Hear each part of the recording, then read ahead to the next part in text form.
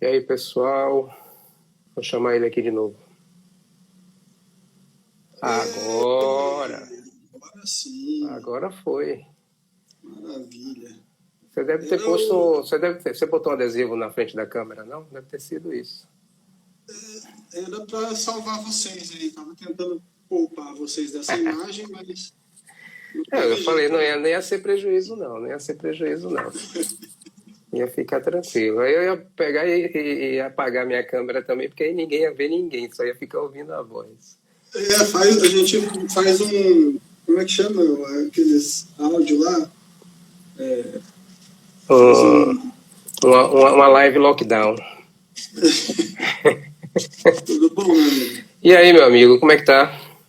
Olha, tô tentando arrumar essa história de live aqui, eu não me adequei ainda. Não se adequou ainda, não? Ah, tá de boa.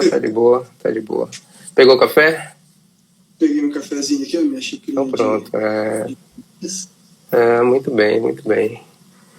Bom, é isso aí, pessoal. Obrigado a vocês que vieram aqui assistir aí esse nosso bate-papo, essa live nossa com nosso amigo Carlos Feliz Abraão, ou Carlos Infeliz Abraão, como algumas pessoas preferem chamar ele.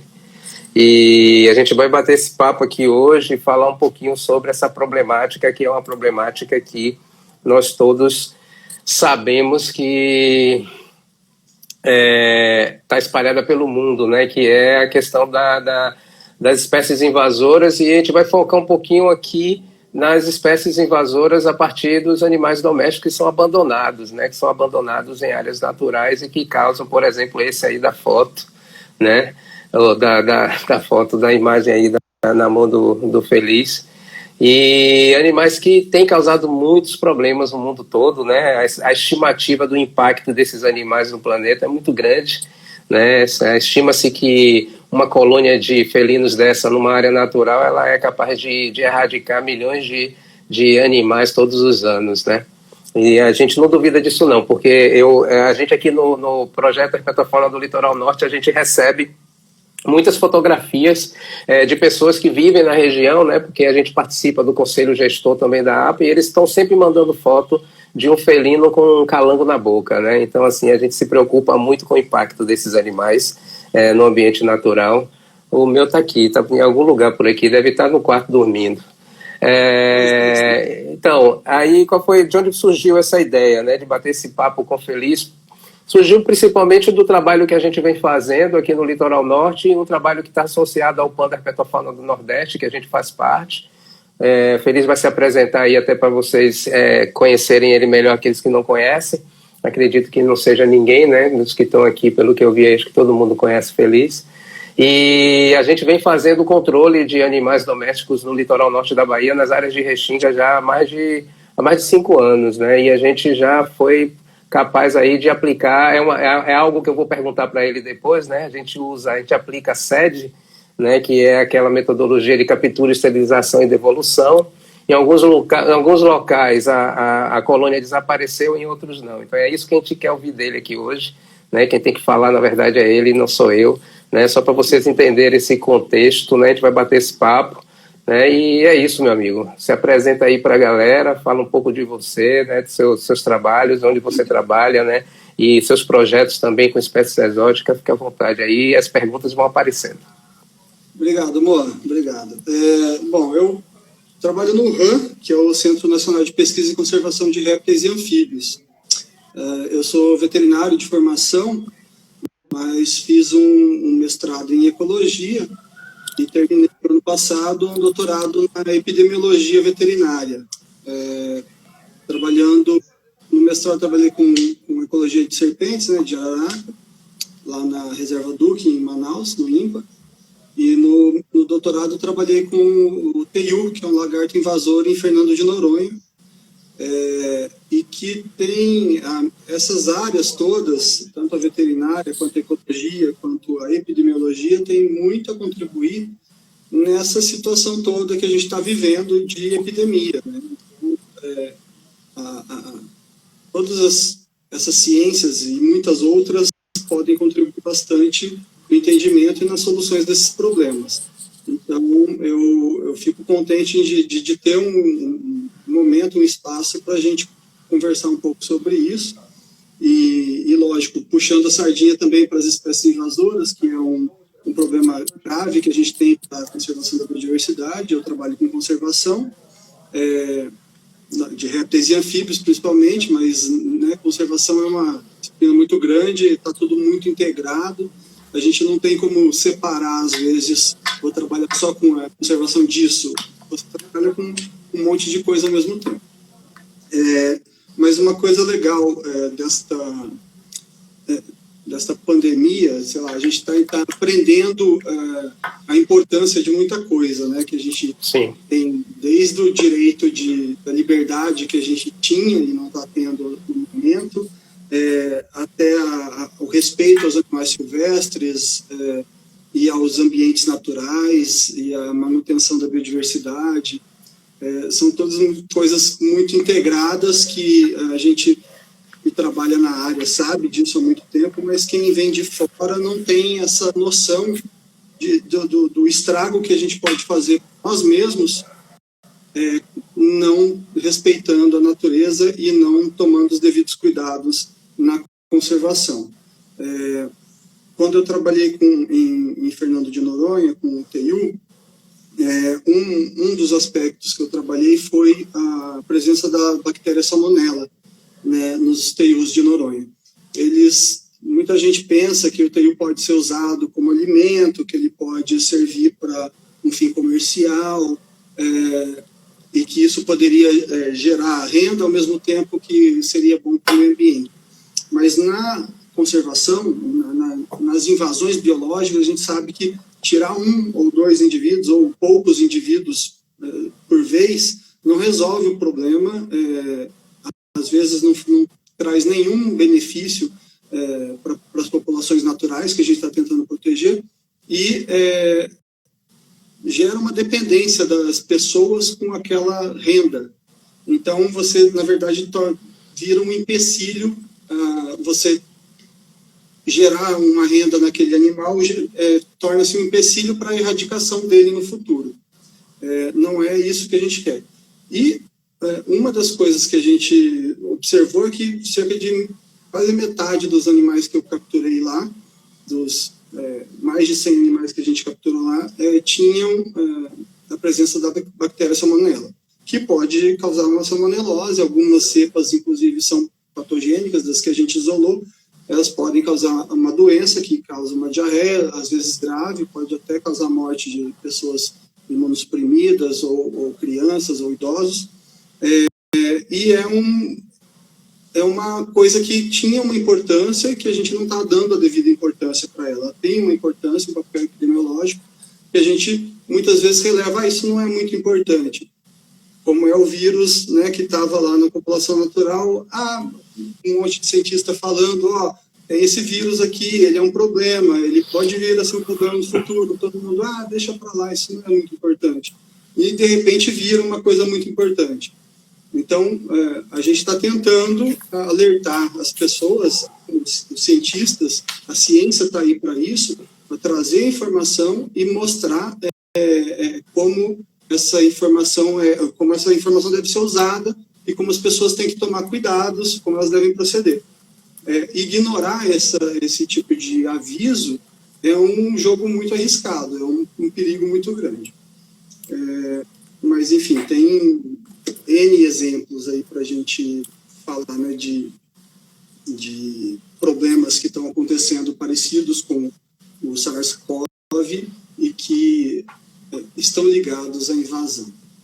Mas eu queria falar uma coisa que as pessoas falam, então, o que tem a ver as invasões biológicas com um vírus, né, ou com uma doença, ou com a saúde das pessoas? Na verdade, tem tudo a ver. Os vírus, as doenças em geral, elas se portam muito como espécies invasoras. Então, o que é uma espécie invasora? Uma espécie invasora é uma espécie que não ocorria em determinado local, ela foi trazida, ou ela chegou sozinha, mas ela só conseguiu se manter no novo local por causa de uma alteração humana. A gente só considera a espécie invasora, pelo menos tem várias formas de você considerar a espécie invasora, mas eu tenho considerado espécie invasora quando essa espécie ela chegou num local novo em decorrência da atividade antrópica, em decorrência dos humanos. Seja porque a gente trouxe essa espécie, querendo ou sem querer, seja porque essa espécie só conseguiu viver naquele novo ambiente porque o ambiente foi alterado pelos humanos.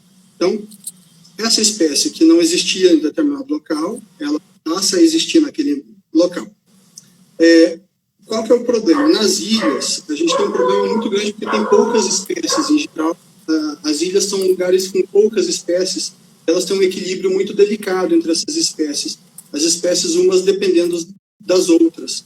Outra coisa que acontece muito em ilhas é que essas espécies são muito especializadas. Dependendo do tempo que essa ilha está isolada, ela surgiu ou que ela foi circundada por água, esses animais têm muito tempo para se desenvolver e se especializar e acabam se tornando espécies únicas que a gente conhece por espécies endêmicas. Então, as ilhas são locais onde naturalmente ocorrem muitas espécies endêmicas. As espécies endêmicas, então, elas são únicas e geralmente só ocorrem naquela ilha. Em Noronha, a gente tem alguns exemplos, como o Traquilepis atlântica, que é a mabuia de Noronha, um lagartinho parecido com esse aqui da minha camiseta, sem os dedos de ventosa, porque não sei que pôs dedo de ventosa no lagarto. Tem a Traquilepis atlântica, tem Manfisbena, que também é única de Fernando de Noronha.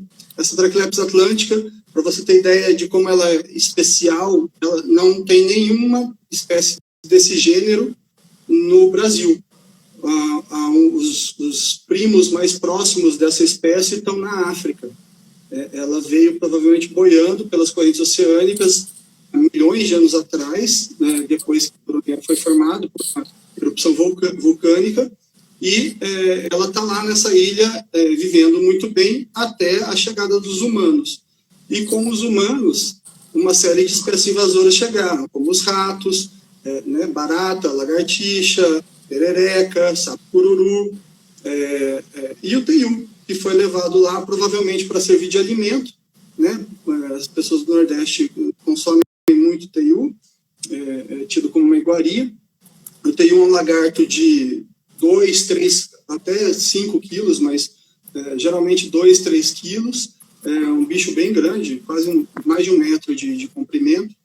E é um predador. Ele é um predador oportunista, que come praticamente qualquer coisa, come muita fruta, né, alguma matéria vegetal, mas ele caça, ele come insetos, ele come praticamente qualquer coisa, carcaça, o que ele achar. Ovos. Então, assim como os gatos caçam filhotes de aves, caçam pequenos mamíferos. Tem até um mamífero em Noronha que foi extinto, né? O Noronhomes vesputi, que era o rato de Noronha. Muita pouca gente conhece, ele foi descrito na década de 90, só foi conhecido pela ciência essa espécie através de uma ossada, de um crânio, um pedaço de crânio que eles encontraram, e foi possível descrever uma nova espécie de um rato maior do que os ratos normais, um rato diferente dos ratos europeus, e que foi extinto provavelmente com a chegada dos ratos nas embarcações europeias que primeiro embarcaram em Noronha. Então a gente teve uma série de impactos, tanto com a chegada com a presença do homem, mas também com as coisas que o homem trouxe, de plantas, de animais, domésticos, inclusive, né, porco, cachorro, o gato, que é um animal doméstico que a gente leva para onde a gente for, e esses animais todos causaram impactos em Noronha. Noronha hoje não é nada do que ela foi há 2 ou 3 séculos atrás.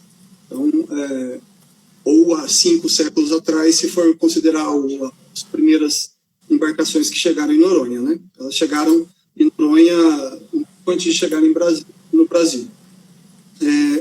O que acontece que a gente não sabe mais como era Noronha. A gente só imagina como poderia ter sido Noronha há 200 ou 300 anos, ou na época do seu descobrimento.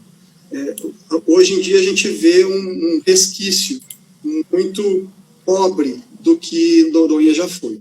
E uma forma de evidenciar isso é mostrando a diferença entre Noronha é um arquipélago com 21 ilhas, né?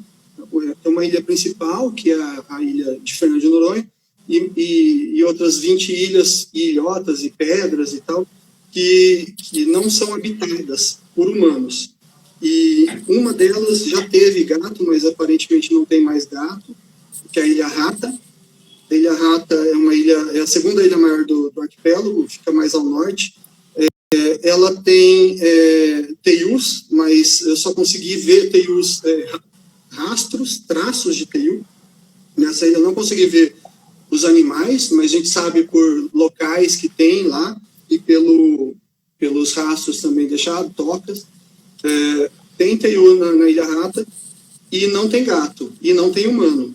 E a gente conseguiu medir a população de traquilepes da Ilha Rata e comparar com a da ilha principal. Os traquilepes, os lagartinhos, que são os mabuis de Noronha, que são na Ilha Rata, eles são muito maiores do que os que são encontrados na ilha principal. E estão numa abundância muito maior também. Então, a gente sabe, por essa comparação, que alguma coisa está impactando os lagartinhos da ilha principal. O que tem na ilha principal que não tem lá? Porque lá também tem rato, na Ilha Rata também tem rato. Bastante. A gente encontrou grandes ratos lá. E os ratos são predadores de traquilepes, predadores bons de traquilepes, comem bastante. Tem um trabalho que vai sair com dieta, está sendo submetido agora, com dieta, com as redes, né, de presa e predador em Fernando de Noronha, através de marcadores moleculares, e dá para saber que, então, o traquilepes faz parte da base da dieta de muitos predadores. E dentre eles o rato, e também do gato, e também do teiu.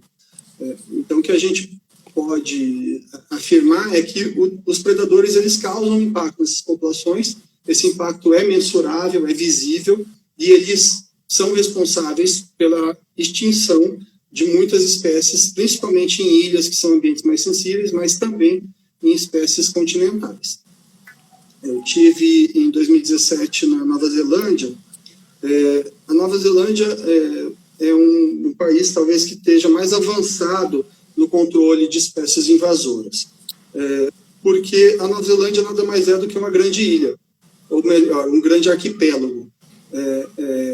Assim como talvez a Austrália possa ser considerada uma ilha gigantesca, mas a Nova Zelândia ela é menor, ela tem espécies endêmicas assim de muito tempo, isoladas, então são espécies muito únicas, como a tuatara, que é um lagarto da época dos dinossauros, como é o kiwi, que é aquela ave que parece não tem nada parecido com ela, na verdade, ela é única. Então é isso que quer dizer uma espécie endêmica, uma espécie única. Então, o importante é que eles precisam controlar suas espécies invasoras para que essas espécies não causem extinção de espécies únicas, que são únicas assim, em termos de não só uma espécie única, mas ela é um gênero único, uma família única, e no caso da tuatara é uma ordem única. Sim. Então, é uma coisa que é o último ancestral de uma linhagem que começou há 400 ou 500 milhões de anos, sabe? Na época anterior aos dinossauros até. Sim. E é o único representante vivo ainda hoje. Se a gente deixar, um gato pode matar, extinguir a tuatara. Então a gente tem, você esteve lá também, né? Você viu tudo isso. Foi. A gente tem... Quase que eu peguei Covid quando eu fui para lá agora. Olha, deu sorte. Deu sorte. Mas a sorte mesmo é quem mora lá agora, porque essas pessoas estão protegidas do coronavírus nesse momento, devido a uma série de coisas. Dentre elas, a política pública que a Nova Zelândia tomou de fazer o lockdown, mesmo com pouquíssimos casos, eles fizeram um lockdown restrito, muito intenso. E uma coisa muito importante é que as pessoas na Nova Zelândia, eles são cidadãos conscientes. E eles entendem o que é uma espécie invasora e o que essa espécie invasora pode causar de danos, né? No caso, para a conservação, como eles sempre aprenderam, lá na Nova Zelândia, as pessoas montam armadilhas em casa, nos seus quintais, para controlar gatos e ratos e animais ferais. As pessoas não esperam o governo ir lá e fazer alguma coisa. Elas mesmas investem dinheiro do seu bolso para fazer o controle de espécies invasoras. Porque elas sabem da importância de se controlar essas espécies invasoras e da importância que isso tem para a fauna silvestre. Eles gostam muito da natureza na Nova Zelândia e eles realmente têm uma natureza exuberante, assim como a nossa. Talvez muito menos diversa do que a nossa natureza. E a gente tem uma natureza, né, se for considerar do semiárido do Nordeste até a Amazônia, passando por Mata Atlântica, Cerrado, Pantanal, a gente tem uma diversidade de ambientes e de fitofisionomias e de espécies que é absurda para qualquer país. E a gente não tem ideia do valor dessa biodiversidade. Outros países muito menores e muito mais pobres em biodiversidade do que a gente, como alguns países europeus, sabem do valor dessa biodiversidade. E eles dão o devido respeito que é merecido para essas espécies. O que acontece? A gente não dando esse respeito todo que as espécies precisam, a gente entra em desmatamento, entra em questões de consumo de animais silvestres, da caça. A gente tem uma série de interações que não são boas com os animais e com as plantas também, lógico. Mas o que acontece? Quando a gente entra no ambiente natural e altera esse ambiente natural, a gente cria uma série de fatores que propiciam o aparecimento de doenças, inclusive. Não só o aparecimento de doenças, não só o aquecimento global, outras alterações ambientais, como as secas que a gente está vivenciando aqui no sul, sudeste. Eu estou no centro-oeste, eu estou em Goiânia, mas aqui sempre foi seco, de repente até está chovendo mais nessa época, não sei, está diferente o clima, está um pouco diferente por aqui também, mas no sul e sudeste isso está sendo mais sentido, da mesma forma que choveu cinza lá em São Paulo quando houve as queimadas, as pessoas não estão percebendo essa integração. Então, uma vez que você apoie ou compre produtos que vieram da Amazônia, de um desmatamento ilegal, seja carne, seja soja, seja a madeira em si, isso está gerando uma alteração ambiental lá que vai ter impacto em você aqui. Essa é uma das alterações que a gente pode ver dentro da ecologia. Isso é muito simples, muito fácil de ver, mas as pessoas leigas não têm essa visão. Uma coisa que a gente não tinha até então, dada a devida importância, para as doenças que estão lá. Quer dizer, elas não são doenças, vírus está em todo lugar. A gente tem milhões de vírus vivendo em você o tempo todo, de vários tipos. Dos coronavírus, são mais de 300 tipos conhecidos, provavelmente milhares desconhecidos, dos quais 5, 6, 8 são patogênicos, ou seja, que causam realmente alguma doença na gente. E a maioria dessas doenças geralmente é só uma gripezinha, mas não todas são só uma gripezinha, ou uma diarreinha, ou um vômitozinho. Algumas têm um potencial de se tornar algo fatal e algo de um risco epidemiológico grave. Nesse caso, o que a gente pode, como veterinário, nós da veterinária temos, não só da veterinária, mas nós que somos da área da saúde, temos uma área que a gente costuma chamar de saúde única, que é uma coisa relativamente nova, sei lá, tem uma década, talvez um pouco mais, que é uma área da ciência que tenta integrar as áreas da saúde para tornar, para controlar ou para contornar esse tipo de problema. Então, a saúde única preza que, para que haja uma saúde humana boa, para que os humanos estejam saudáveis, é preciso que os animais estejam saudáveis e é preciso que o meio ambiente esteja saudável. Então, pessoas que trabalham com saúde ambiental, saúde humana e saúde ambiental, no caso, saúde ambiental, o que é saúde ambiental? Né? Tudo, conservação é saúde ambiental. Então, pessoas que trabalham com conservação, que trabalham na área de saúde humana e que trabalham na área de saúde animal, precisam estar integrados, trabalhando juntos, para que essas coisas juntas façam um sistema todo funcionar. Faltando uma dessas peças, você não consegue ter o sistema funcionando. Eu, por um acaso, trabalho com saúde animal e com conservação. Não muito com saúde animal, um pouco mais com conservação hoje em dia, mas eu entendo essa integração e eu vejo, e isso está óbvio hoje, né, para todos que estão aí usando máscara ou presos em casa, que essa saúde ela está integrada. Então, porque as pessoas não estavam respeitando os animais silvestres, consumindo animais silvestres ou comercializando animais silvestres, não quer dizer que a doença não está lá só porque a pessoa come animal, ela está lá também porque o animal foi comprado como um pet, ela está lá também porque o animal foi criado dentro de casa quando ele devia estar na selva. Tudo isso pode trazer a doença para dentro de casa e para o contato dos humanos. Agora, essas doenças provavelmente sempre esteve lá.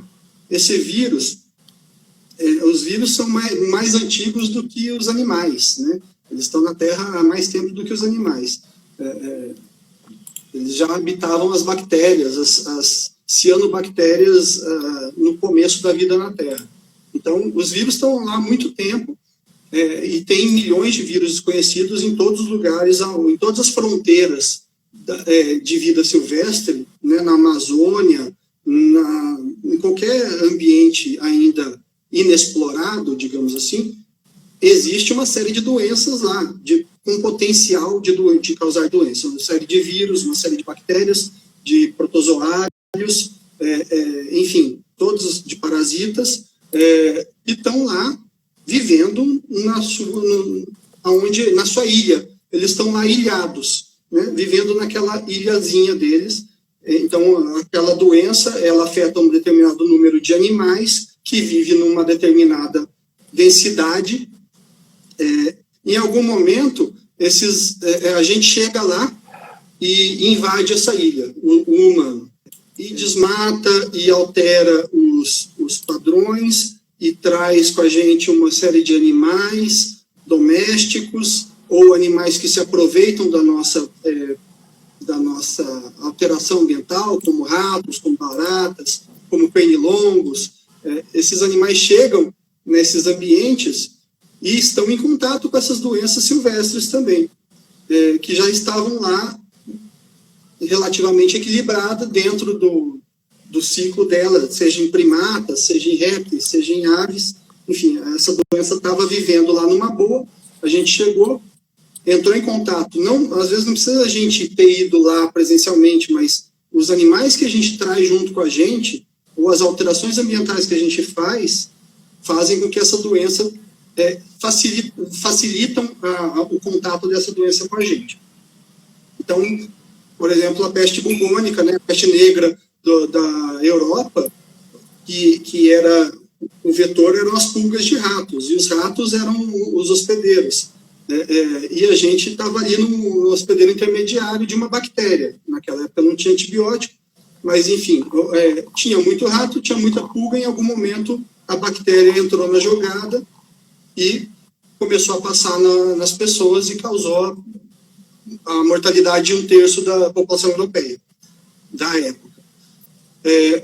A gente já teve a influenza, que era uma gripezona, né? Uma gripezinha, e que há pouco mais de 100 anos matou também um número gigantesco de pessoas, lógico que proporcionalmente maior do que o Covid está matando, que deve estar aí na faixa dos 2% de mortalidade na média, né, mundial.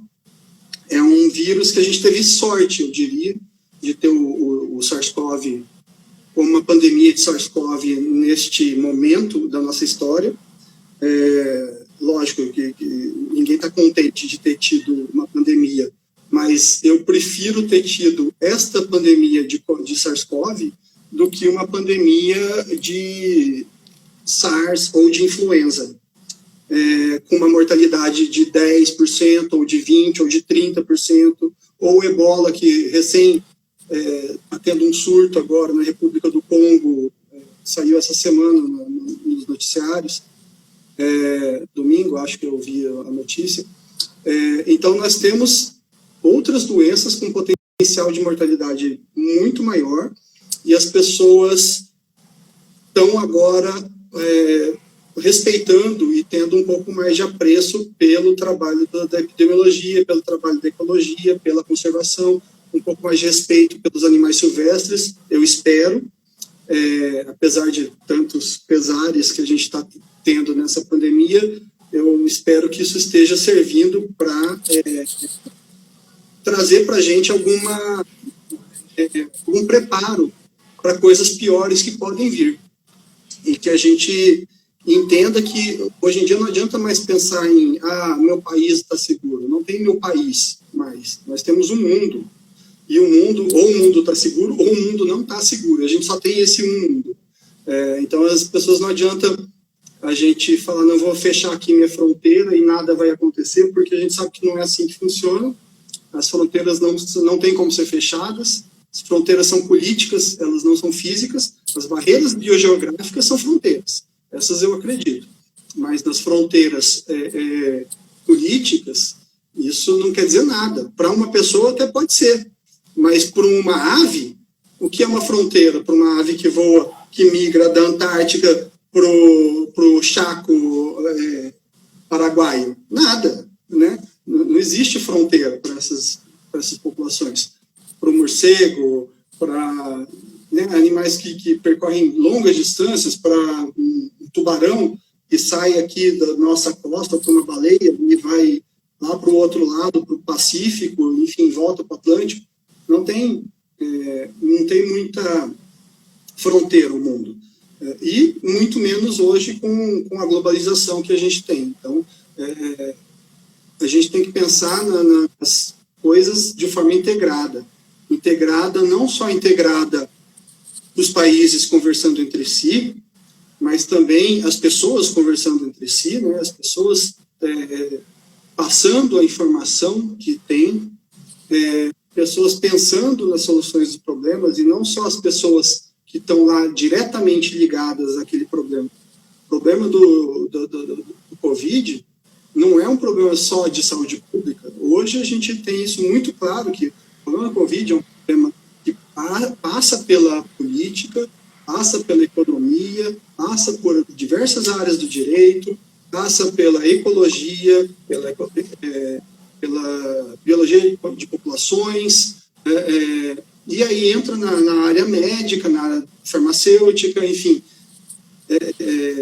São coisas que integram a sociedade toda, praticamente. Então, todo mundo está corresponsável pela solução desse problema, seja usando a sua máscara em casa, passando álcool, lavando a sua mão, até trabalhando num laboratório tentando descobrir uma vacina. Tudo isso é parte da solução do problema. Então, todo mundo, da mesma forma, isso é muito patente na conservação, que todo mundo é parte do problema e também parte da solução. Isso já é dito há décadas, né? Ou, sei lá, desde a década de 60, 70, quando se começou a falar de conservação, a gente sabe que uma parte da solução é a mesma parte do problema. Então, a gente precisa trabalhar isso em nós mesmos, né? Como é que a gente pode contribuir na solução deste problema, e não só deste problema, dos outros problemas também, e a integração entre as áreas de conhecimento, entre as pessoas, e a criação de espaços como esse, né? De eu poder falar para uma série de pessoas que estão aí interessados. Eu estou vendo um monte de gente que nem é da biologia, que nem é da veterinária, que não tem nada a ver mas que também podem contribuir com a conservação, que também podem contribuir com a solução deste problema, que é um problema mundial, mas que também é um problema local. A gente tem muito a contribuir, todo mundo tem muito a contribuir, basta querer e estar entendendo qual é a situação. E aí a gente aproveita e pergunta para você algumas coisas. Tem algumas coisas que na tua fala me fez pensar um pouco. Tem algumas questões que eu anotei aqui, né? Então, por exemplo, você estava falando da Nova Zelândia, né? Do caso de Nova Zelândia, de Noronha, Galápagos também, que é outro caso bastante emblemático, né? E a gente sabe que existem maneiras, né? Existem maneiras de tentar resolver o problema das espécies invasoras, né? Que é isso aí, cara, que você está comendo? Bom,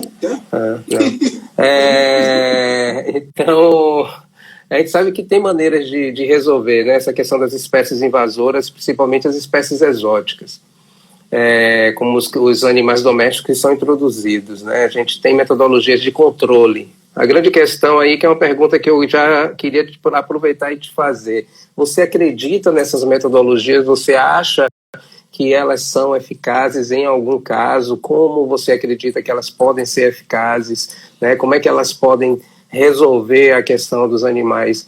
Porque, por exemplo, na nossa prática do controle de cães e gatos, né, a gente sabe que os cães é muito mais fácil de você resolver, mas os gatos já não são tão fáceis assim, né? Qual é a tua opinião sobre esse tema, né, sobre esse assunto?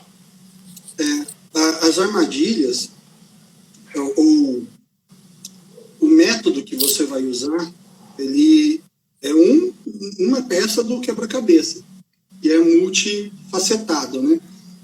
Nós temos, e dependendo de onde você está trabalhando, você tem que usar essa ferramenta ou outra. E dependendo de onde, de como ou com quem você está trabalhando, não tem nenhuma ferramenta disponível para você usar. Para os ratos, quer dizer, para os gatos é uma coisa, para os ratos é outra, para os cães é outra, para os terius é outra. No caso específico de Fernando de Noronha, que é uma coisa que eu entendo um pouco mais, eu não posso falar de Galápagos porque eu ainda não fui para lá, gostaria, mas usar armadilhas para gatos, a gente sabe que uma parte dos gatos caem, mas uma parte boa dos gatos não caem nas armadilhas. Fazer a castração só de uma parte dos gatos não resolve o problema, porque os gatos que sobram continuam repopulando os gatos que a gente retira. Então, a população continua se mantendo mais ou menos estável até que você tire mais do que 70% dos gatos de circulação, ou castrando ou retirando mesmo os gatos. Até que você chegue neste nível de controle, você não tem muito efeito no seu método de controle. Então, mas não só isso, a gente tem que ver o que é possível em Noronha, porque tem muitos gatos que não têm dono, mas que tem pessoas tratando. Sim. Tem muitos gatos que ficam só ali na área urbana e que não vão para as áreas naturais, né, do parque, por exemplo. Que Noronha são 2 unidades de conservação. Uma é o parque, que é uma área mais protegida, onde você pode fazer turismo, mas não pode morar. E outra é a APA, onde você mora, mas também pode criar alguma coisa ou plantar alguma coisa, mas não... e pode morar, mas não é uma área totalmente aberta a fazer qualquer coisa que você queira. Sim. Mas dentro da APA, a gente tem a maior concentração de pessoas e de gatos e de ratos. Provavelmente eu não medi a população de ratos em 2 locais para saber, eu só sei que a população de ratos em Noronha é bem grande, mas a gente consegue separar um pouco o que é gato feral do que é gato semidoméstico ou doméstico. O gato feral, que não tem o que fazer, ele tem que ser removido. O gato que é semidoméstico ou doméstico, ele não pode ser removido, senão você vai causar revolta da população, e a revolta da população ela vai ser contra uma coisa que é pro bem dela, né? A gente tem que ir com muito cuidado nesse caso. Então, o uso de armadilhas de castração e a castração desses animais é o recomendado, né? É o que dá para fazer. Talvez, do ponto de vista científico, não seja a melhor opção, mas do ponto de vista da conservação, que leva em consideração também aspectos sociais, aspectos econômicos e aspectos políticos, é o que dava para ser feito. Então, a gente tem um plano. O importante, a palavra-chave de tudo isso é o planejamento.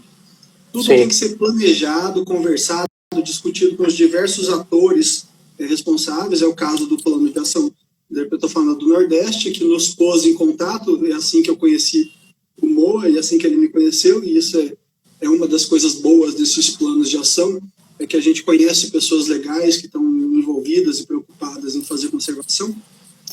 E uma dessas coisas que a gente tira dos planos é a melhor estratégia, considerando todos os fatores que a gente consegue ver ou prever, qual é a melhor estratégia para aquela situação específica. Então, na situação de Noronha especificamente, uma parte dos animais é removida, a outra parte dos animais vai ser castrada. Todos os animais independentes serão marcados. Novos animais não chegam e animais também não podem sair daquele sistema, porque Noronha tem um ecossistema único de doenças, inclusive.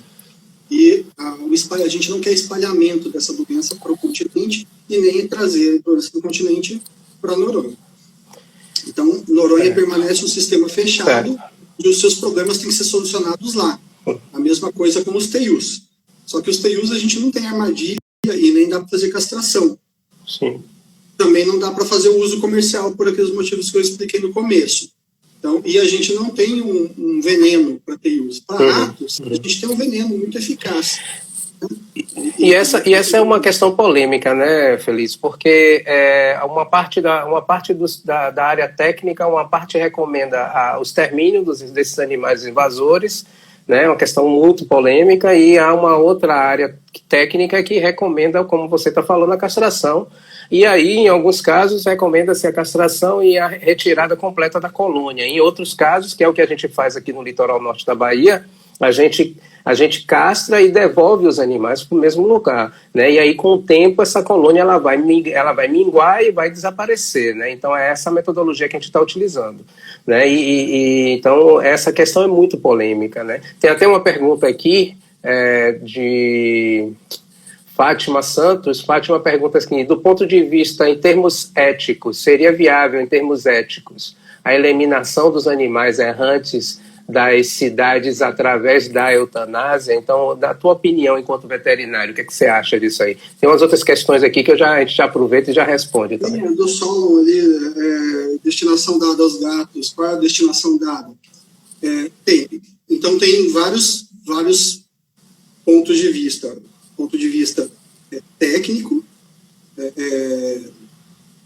de duas vertentes, né, da conservação e do bem-estar animal, que são duas coisas que podem ou não concordar, mas são pontos de vista técnicos. E outro ponto de vista é o do sentimento do humano pelo animal, que é talvez o ponto de vista ético ali.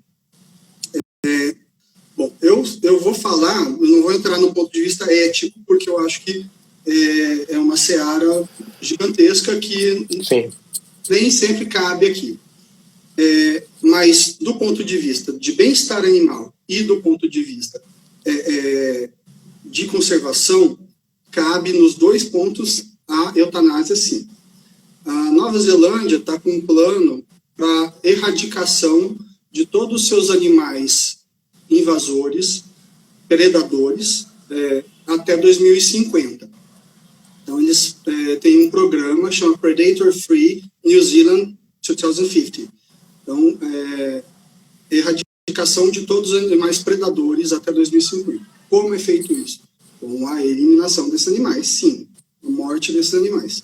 Como é feita a morte desses animais? Os animais são mortos da forma mais humanitária possível, dentro das condições específicas daquele lugar. No caso de Noronha, poderia ser feito até a morte com projétil, com caça, com arma? Poderia, mas é uma área, é uma ilha habitada, tem um risco para os humanos também, então teria que ser feito isso de uma forma muito controlada para que não houvesse riscos para os humanos. Esse é um dos aspectos que a gente leva em consideração também, o risco para os humanos, como é o uso do veneno, também tem um risco para os humanos. Do ponto de vista da conservação, esses animais têm que ser removidos. Tanto faz para onde? Do ponto de vista da conservação, a melhor estratégia é a remoção dos indivíduos. Tem até um comentário aqui do, não sei se é a Dani ou o Dani, né, do Equador, que está falando aqui que em Galápagos a questão é muito grave, né, e lá a recomendação, o programa de controle erradica gatos ferais, né? Então é uma erradicação de gatos ferais, que é exatamente isso que você está falando, né, que é a questão da erradicação mesmo, do controle para programas de conservação. O lance tem uma diferença entre controle e erradicação que tem que ser mais clara. Controle é uma coisa assim, você vai matando ou castrando ou removendo alguns indivíduos, uma porcentagem de indivíduos todos os anos. Então, para manter uma densidade populacional baixa o suficiente que não cause danos às espécies nativas. Então, isso é controle. Que é o que a gente faz aqui no litoral norte da Bahia. Eu acho que sim. Eu acho que sim, mas eu fiz até cálculos na minha tese, tem isso. Para que haja o controle do TIU em Noronha, a gente teria que remover anualmente cerca de 40% a 50% das espécies, ou mais do que isso, dos indivíduos adultos, todos os anos, para que houvesse um controle, ou seja, a diminuição dos níveis populacionais. Senão, eles se reproduzem e no ano seguinte você tem o mesmo tanto de animais de novo. Você atinge o teto da capacidade de suporte da ilha. Para que haja um controle real, você tem que estimar quantos bichos você tem e quantos bichos você tem que tirar daquela população para que ela se mantenha numa densidade X, que você também tem que estimar, e que essa densidade não gere um problema, né, para os animais silvestres. Então você diria que a sede é uma medida de controle ou não? Que a sede ela não propõe a retirada, né? Ela prevê a retirada eventual pela adoção, mas ela não propõe a retirada, né? A sede ela propõe a devolução integral. Não, eu acho que em alguns casos, quando a remoção total não é possível, a sede é uma estratégia. E ela é melhor do que nada. Sim. Até do ponto de vista... Aí eu entro na seara do bem-estar animal. Né? É muito melhor um animal castrado, alimentado, seja humano ou não, uma alimentação humana, ração, enfim... muito melhor um animal castrado sendo alimentado solto na natureza do que um animal com fome na natureza não castrado, reproduzindo. Sim. Os filhotes desses animais ferais, a mortalidade é altíssima, de 80%, 90%, sei lá. Sim. A maioria dos filhotes morrem de fome, ou de frio, ou de doenças. Sim. Então, o que é bem-estar para esses animais? Né? Isso é bem-estar? Deixar os bichos lá é bem-estar? Não é. Eu prefiro uma eutanásia bem feita para esses animais para que eles não sofram, do que uma vida inteira sofrendo fome, maus tratos, reproduzindo inadvertidamente, sem ter onde ficar, enfim, vivendo 2 ou 3 anos nessa situação, que é o máximo que esses animais acabam vivendo na natureza, e causando um prejuízo para outras centenas, se não milhares de vidas de outros animais. Sim. Que também tem direito, tanto direito de vida, quanto os animais que estão sendo eutanasiados. Então, e você tocou numa questão importante aí, né? Porque eu fico pensando que nesse trabalho que a gente faz no litoral norte da Bahia, em parceria com alguns hotéis, inclusive, né? E a gente acaba encontrando ninhadas de gatos lá, e esses gatos, eles são levados para ou seja, a gente aumenta a sobrevida deles, ou seja, aqueles que iriam morrer daquela ninhada acabam não morrendo, né? Então eles acabam ficando lá e dando a parcela de contribuição deles na predação da fauna nativa. Então, essa é uma questão muito séria que tem que ser pensada, né? Tem que ser pensada. É totalmente não recomendado alimentar nem animais silvestres e nem animais domésticos de vida livre. Sim. Só pode ser feita a alimentação desses animais se você tiver certeza que esses animais são castrados. Você não pode alimentar animais sem ter castrado antes.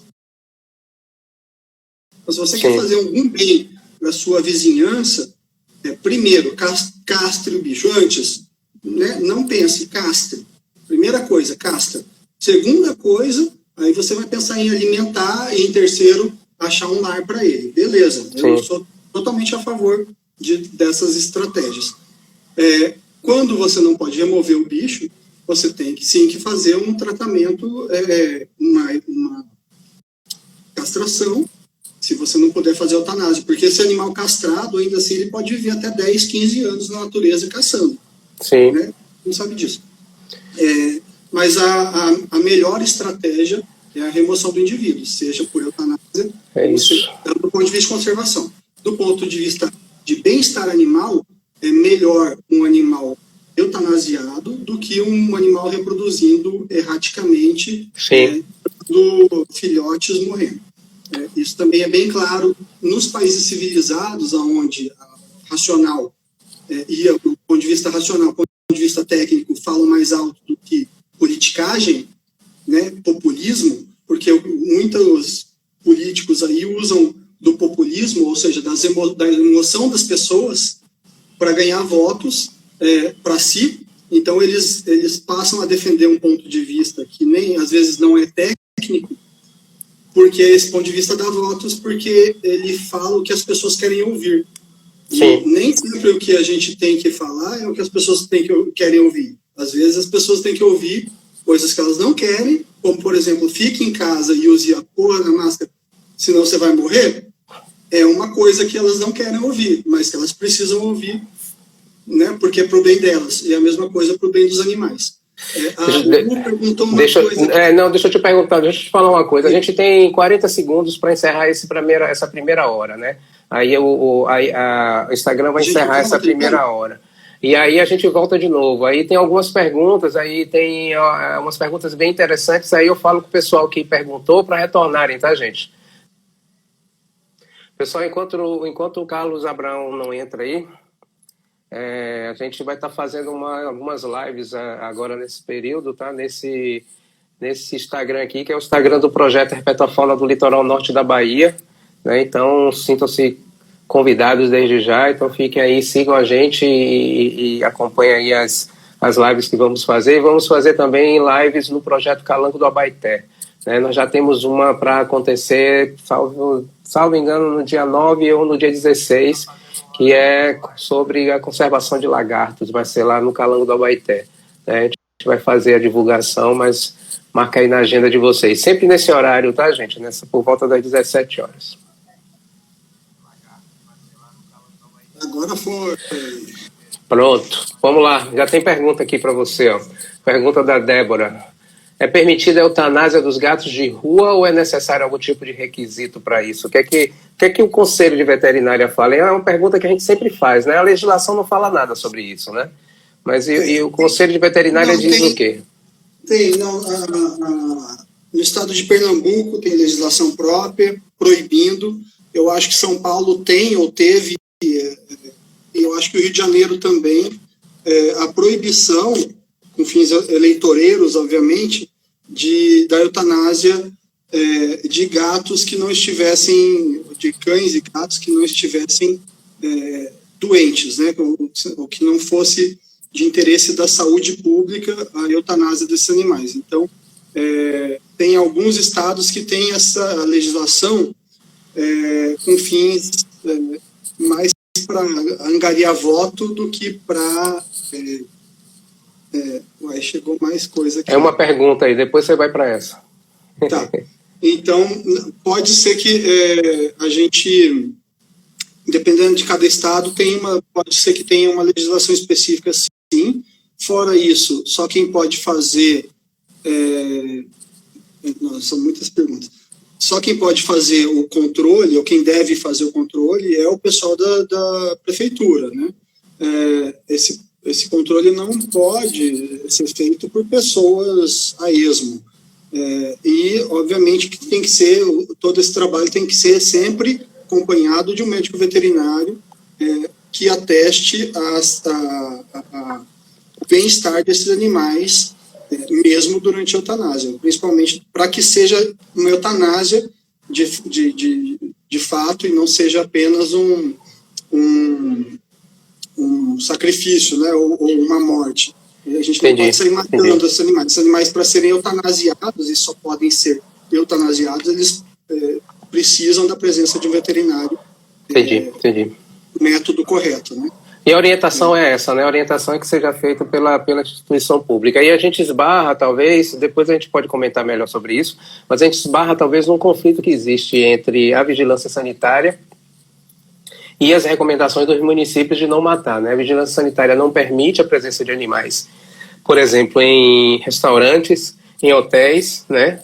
Exige que retire, e a maneira que o hotel tem, o restaurante tem de retirar é a eutanásia. Aí quando o hotel ou o restaurante ele vai procurar o órgão público, o controle de zoonoses do município ou a prefeitura para poder retirar, a informação que é dada para aquele hotel, para aquele restaurante, é que a prefeitura não faz a eutanásia. Ou seja, a gente esbarra aí num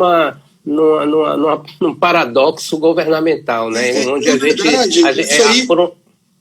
empresas de desratização podem fazer a desgatização de um local também, entendeu? Sim. Isso tem que ser só planejado, autorizado pelos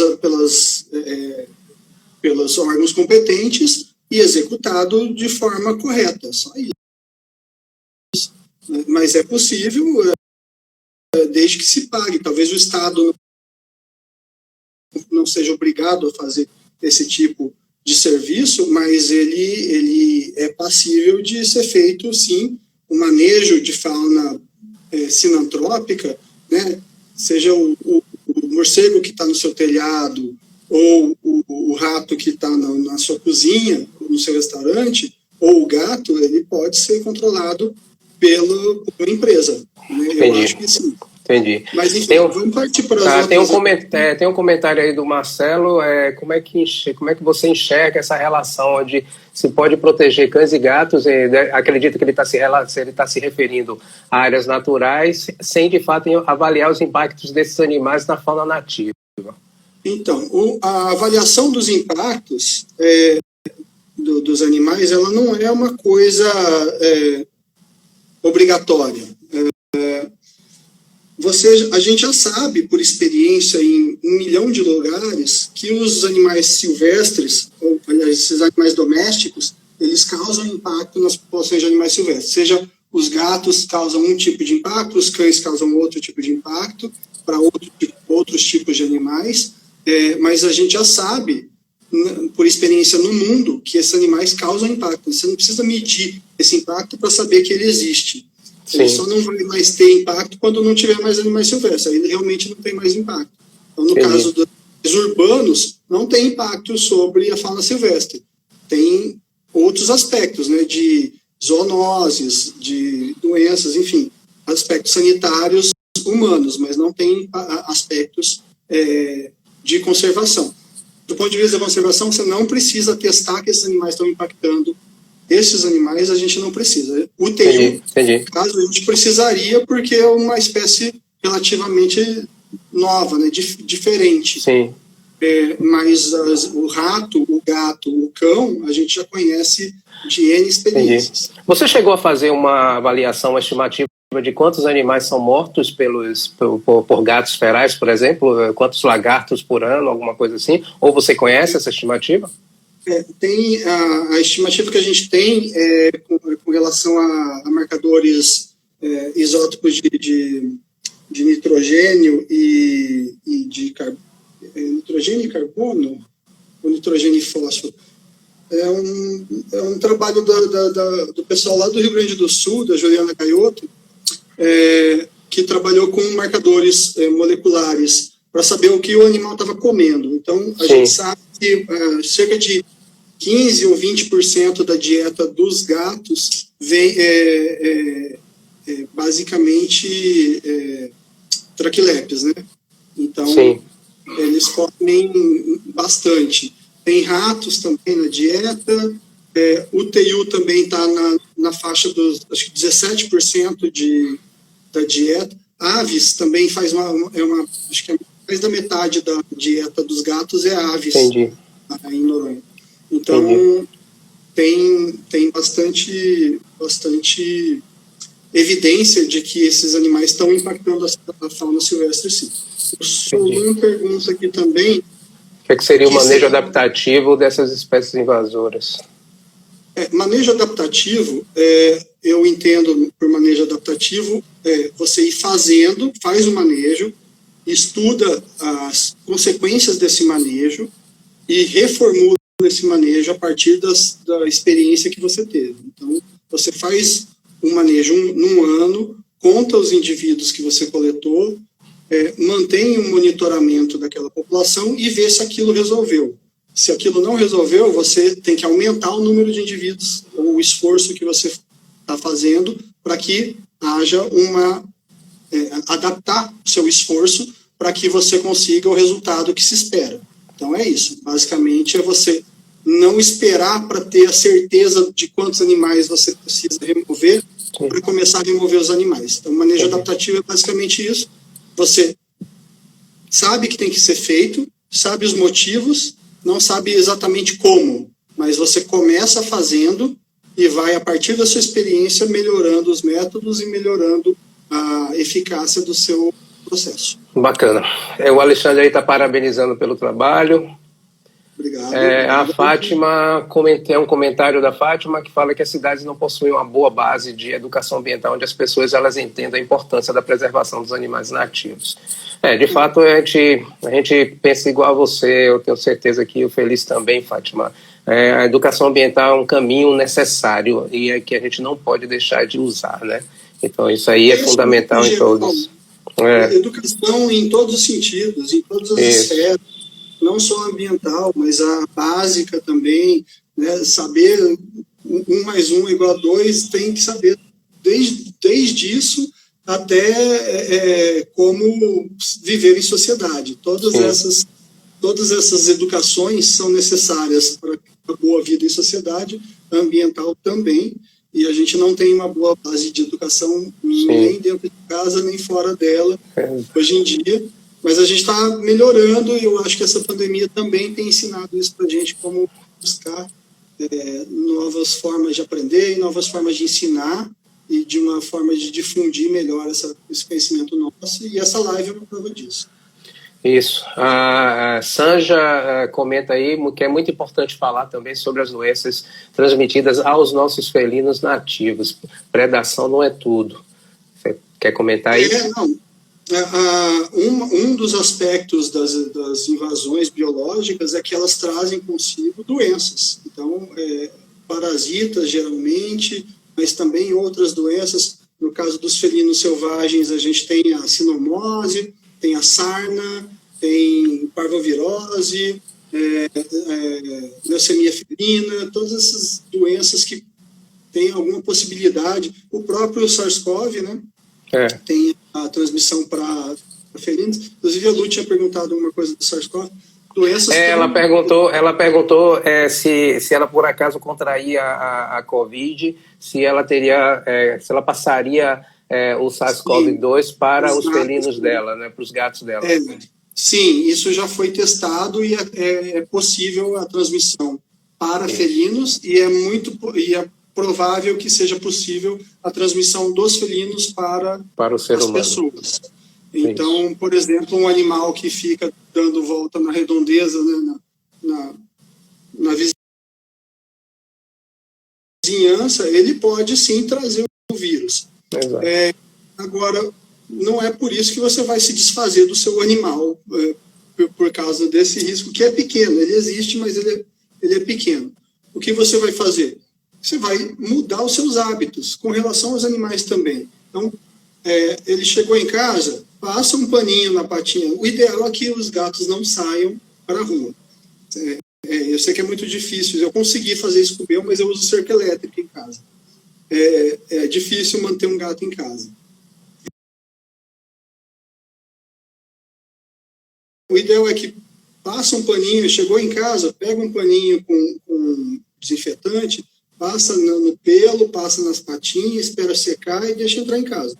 Se o gato começou a espirrar ou alguma coisa, né, tá diferente nele, você não vai manter esse gato muito próximo. Você vai tratar ele como um gato doente, você vai esperar ele se recuperar, seja mantendo ele fechado dentro de casa em um espaço menor, ou vai não ficar beijando, alisando, pondo na cama, entendeu? É esse tipo de cuidado que tem que se ter, mas não quer dizer que você tomando os seus cuidados de sair para a rua de máscara, limpar as mãos quando retornar, tirar a roupa, tomar banho, não, acho que esse risco é irrisório. Existe, sim, mas é minúsculo.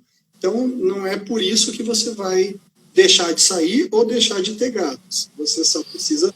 Ou soltar eles na rua, né? Porque quando você libera ele na rua, você está aumentando o problema, né? Você tá se livrando de um pequeno problema que não é tão grande assim, está criando um problema muito maior. Exatamente. Transferindo o problema para uma outra pessoa ou para um grupo de pessoas. Você não deixa de existir. A Robertinha está comentando aqui que tem um trabalho desse na Ilha Grande. Você conhece? Não conheço.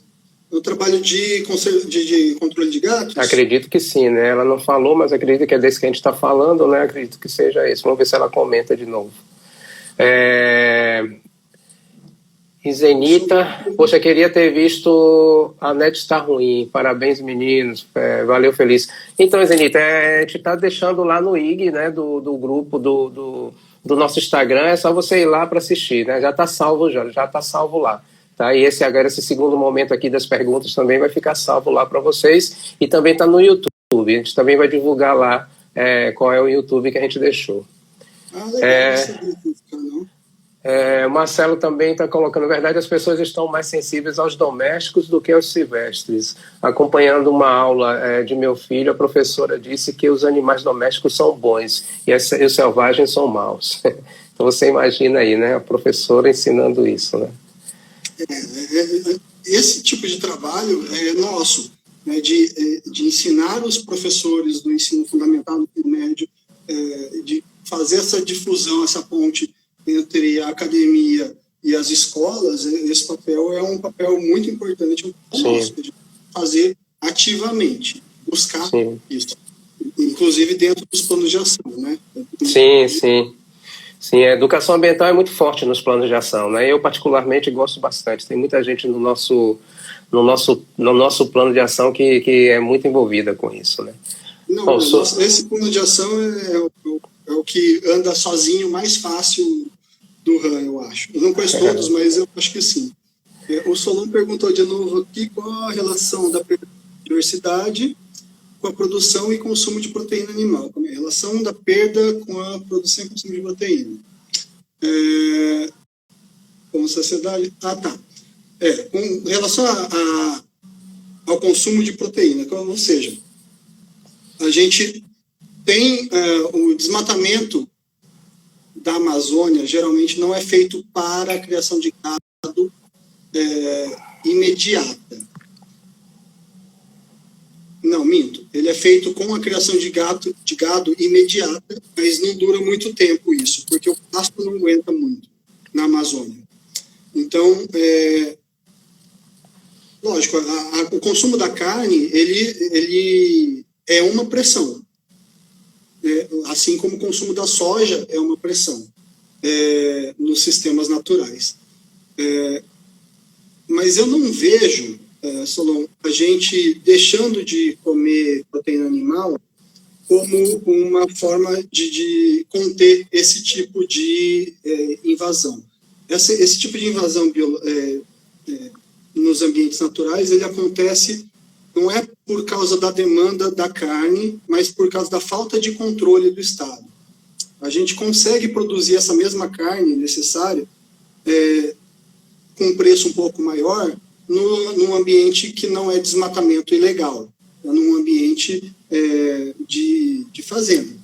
O que a gente precisa? A gente precisa de uma regulamentação forte, que a gente já tem, que é o Código Florestal, e de um cumprimento dessa regulamentação, e não do perdão de dívidas, né, que como o nosso ministro fez aí recentemente, perdoando dívidas dos desmatadores até 2008.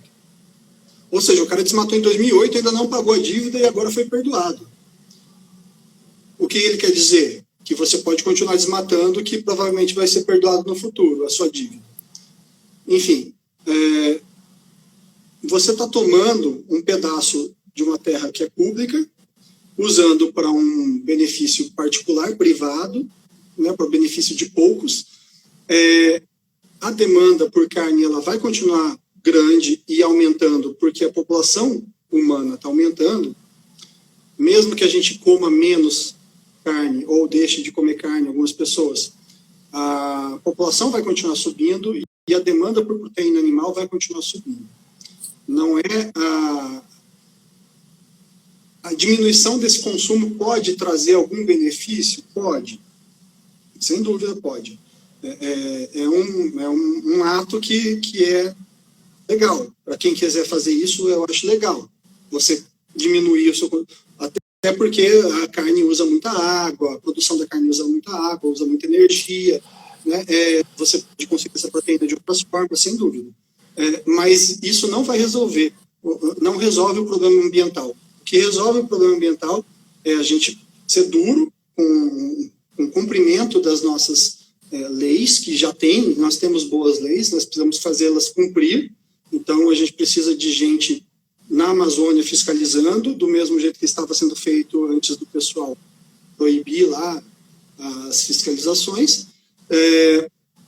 E a gente precisa da consciência das pessoas em comprar uma carne de origem boa. Então, aquelas marcas que estavam lá, né, defendendo o posicionamento do ministro e do governo em relação a uma série de coisas, essas marcas, de repente, não são as melhores para serem consumidas. Então, esse tipo de pressão, que já existe na Europa e é forte, que é a pressão do consumidor para um produto de boa origem, ou seja, um produto não só orgânico, mas um produto que tem base sustentável, esse tipo de mercado ele tem que crescer, ele tem que ser incentivado, e ele é incentivado com a conscientização das pessoas. Sim. Eu acho que é uma das formas com que a gente vai chegar lá, mas também, lógico, diminuição do consumo animal ajuda, não resolve, mas ajuda.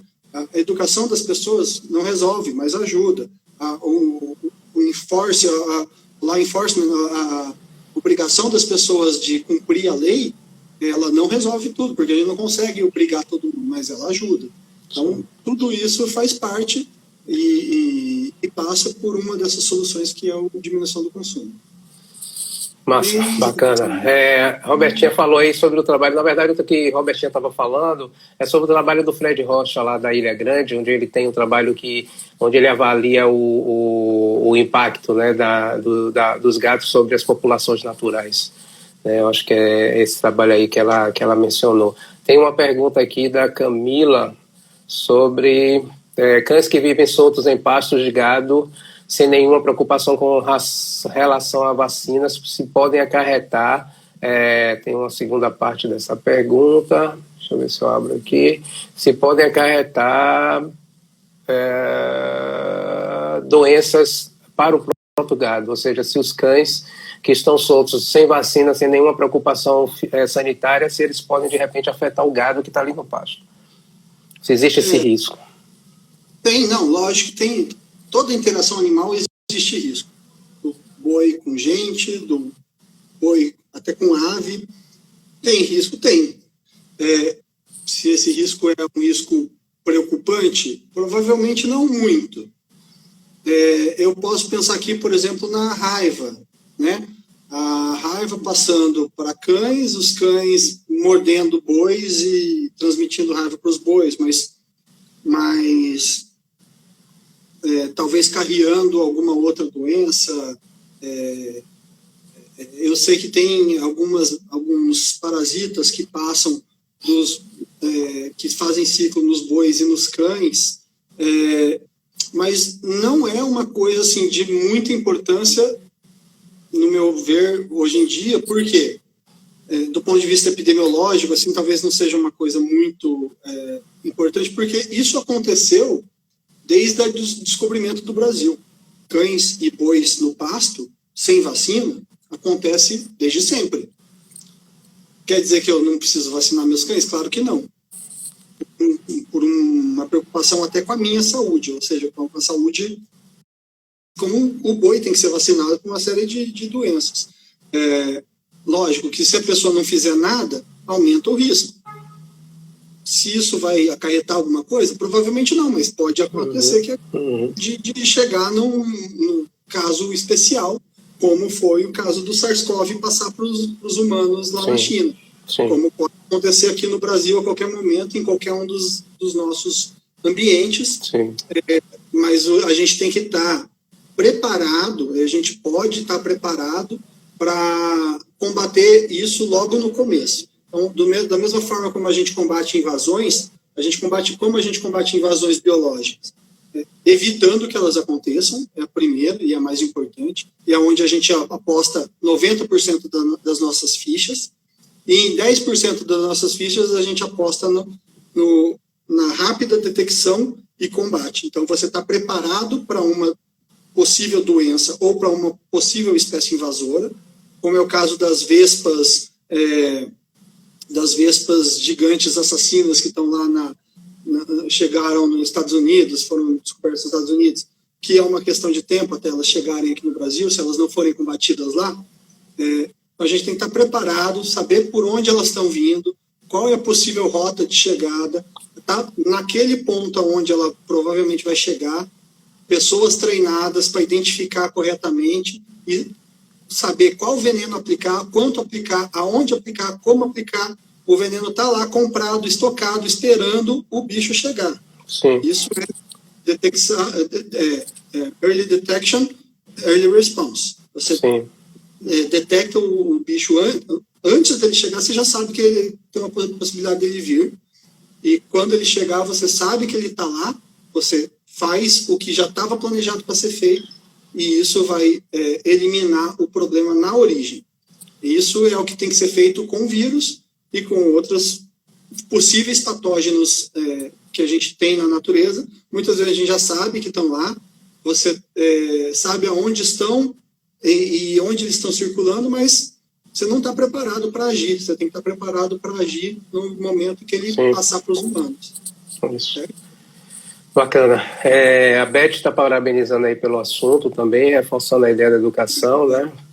A Sanja comenta aí que a questão da transmissão de doenças é o menos estudado, né? Nossos felinos vivem como fantasmas, todos ameaçados, muito difícil de monitorar a saúde deles, sem dúvida. Eu particularmente trabalho na área, no ambiente, né, na Caatinga, na Mata Atlântica, na Restinga, e eu acho que deve ter uns 10 anos quando eu vi um gato na natureza, né? Vi, assim, de ver mesmo, né? De rastro não. Rastro a gente vê bastante. Mas de ver mesmo, eu acho que uma suarana há uns 20 anos atrás e um gato morisco há uns 10 anos atrás. Então é muito difícil realmente de ver. Mas a gente consegue fazer o monitoramento de doenças dessas populações de forma direta e indireta.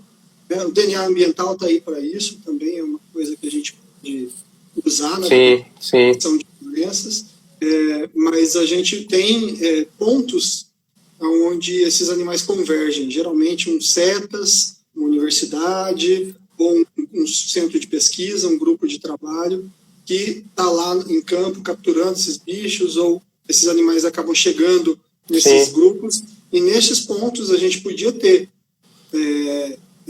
um equipamento de laboratório ou minimamente um kit do governo, cedido pelo governo, para coleta de amostras desses animais, um protocolo mínimo, né? Saber o que coletar, como armazenar e para onde mandar. Só isso. Já é um sistema de estar preparado para o aparecimento de alguma dessas doenças. Sim, e aí sim. você manda, né, para São Paulo, para o Rio, ou enfim, para algum laboratório que está preparado para aquilo. Tem um investimento do governo que deveria ter para bancar esse tipo de diagnóstico precoce, e a partir do momento que você detectou algum desses problemas, você traça um plano para controle, para erradicação, ou para não fazer nada. De repente, um problema que já está espalhado, não tem mais o que fazer. Sim. Essa é uma coisa que é interessante você comentar, porque você deve ter visto isso na Nova Zelândia, em outros locais que você deve ter passado por aí. Mas assim, eu na Inglaterra, eu trabalhei em alguns projetos de pesquisa de conservação da fauna nativa, e é impressionante como isso é quase uma regra comum geral na Inglaterra. Todo projeto de conservação de qualquer animal, eles têm sempre o biólogo e o veterinário trabalhando juntos, né? Onde o veterinário cuida justamente dessa inspeção das doenças, né? Então, todo animal que é pego naquela expedição, ou quase todos, por amostragem, eles fazem coleta de sangue, fazem coleta de tecido, levam aquilo para o laboratório e verificam o que é que tem de patógeno, o que é que tem de parasito, o que é que tem de, enfim, né? O que é que tem de bactéria naquele animal. Isso não é uma coisa comum, né, Feliz, aqui no Brasil. A gente não vê isso quase em lugar nenhum, né?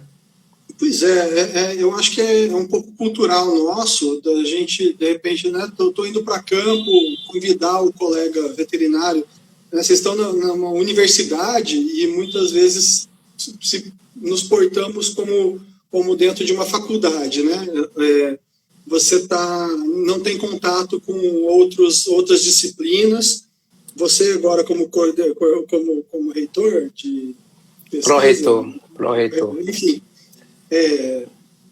tem esse papel aí de integrar áreas de conhecimento, né, de colocar áreas de conhecimento em contato com as outras e de fazer florescer esse tipo de pesquisa, não só da veterinária com biólogo, mas da biologia, com a agronomia, com a biomedicina, enfim, tantas as interações possíveis, e todas as frutíferas.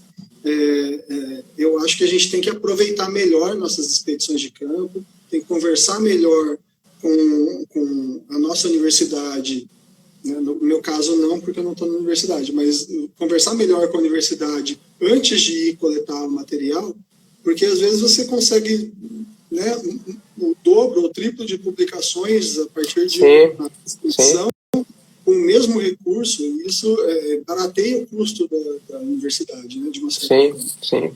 Não, certeza, com certeza. Eu acho impressionante isso, como eles aproveitam o material biológico que eles acessam, né? Então é impressionante. Você gosta muito de descrever, né, estruturas, você trabalhar com a imagem do bicho, trabalhar, de repente, você pode trabalhar até na área de design, na área da arquitetura, na área de tantas coisas que você pode trabalhar